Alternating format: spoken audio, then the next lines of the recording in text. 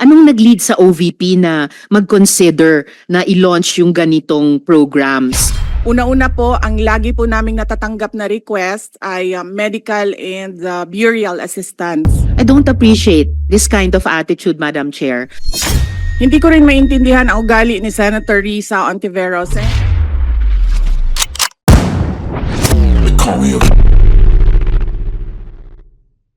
Nagkasagutan sina Vice President Sara Duterte at Senator Risa Hontiveros sa isinagawang budget hearing ng Office of the Vice President sa Senado nitong Martes, August 20 taong kasalukuyan.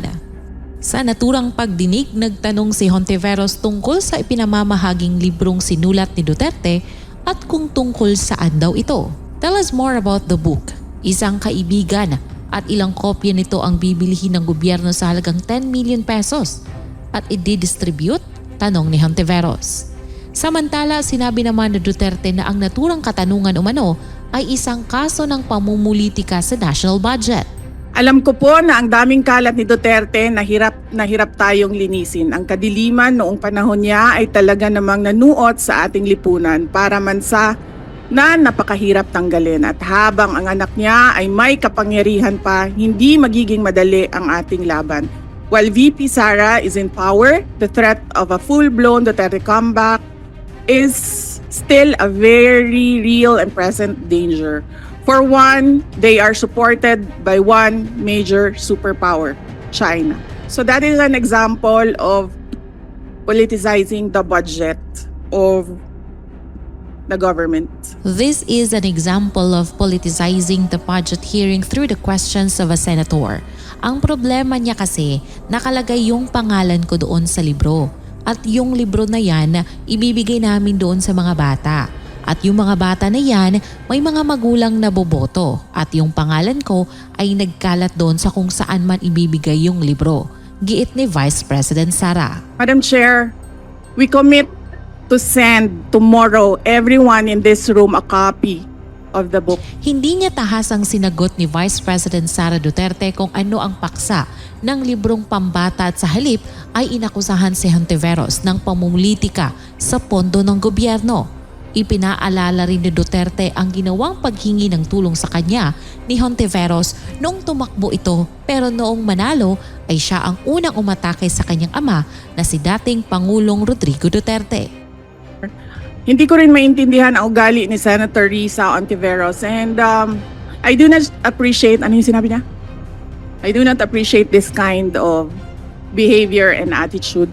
Madam Chair, noong 2016, tumatakbo si Senator Risa Ontiveros na senator na kailang talo. Muli namang bumuelta ang pangalawang pangulo sa sinabing hindi raw umano niya maintindihan ang ugali ni Hontiveros. Saka binanggit ang nangyari umano noong election noong 2016. Anya, hindi ko rin maintindihan ang ugali ni Senator Risa Hontiveros and I do not appreciate this kind of behavior and attitude. Noong 2016, tumakbo si Senator Risa na senator. Nakailang talo na siya? 2. Natatakot siya sa pangatlong talo niya kaya pumunta siya sa Davao. Humingi siya ng tulong sa isang kagawad ng Davao. Humingi siya ng tulong sa akin thinking na hindi mananalo si Pangulong Rodrigo Duterte. Sabi ko sa kanya, sige, tutulungan kita. Nang tulungan naman umano siya ni Hontiveros, nang tulungan naman umano niya si Hontiveros at manalo itong senator noong naturang eleksyon, nagulat na lamang daw siya o nagulat na lamang ang senadora. Nagulat daw siyang ang senadora ang pinakaunang umatake sa kanyang amang si dating Pangulong Duterte. Samantala, ibinalik naman ni Senator Grace Poe, chairperson ng naturang pagdinig ang usapin tungkol sa libro at doon na sinagot ni Duterte na tungkol ito sa pagkakaibigan. The explanation is in the title, Isang Kaibigan. It's about friendship, ani Duterte. Kung saan ganun yung sagot noong simula pa. Nagkwento pa ng kwento na sinabi dati na walang kinalaman sa tanong ko. This is public funds and we are making inquiries. Budget hearing po ito. Hindi po lahat about you. Pera po ito ng taong bayan. Saan naman ni Hontiveros?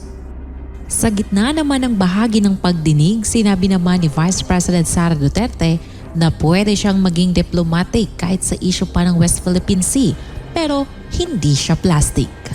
Ano sa tingin ninyo mga ka-showbiz talk? Pamumulitika nga ba ang ginagawa ni Senator Risa Hontiveros para tamaan itong ating pangalawang Pangulo? I-comment nyo na yan sa baba. Kung bago pa lamang kayo sa aking channel, huwag kalimutan mag-subscribe at click the notification bell para updated ka palagi. Maraming salamat.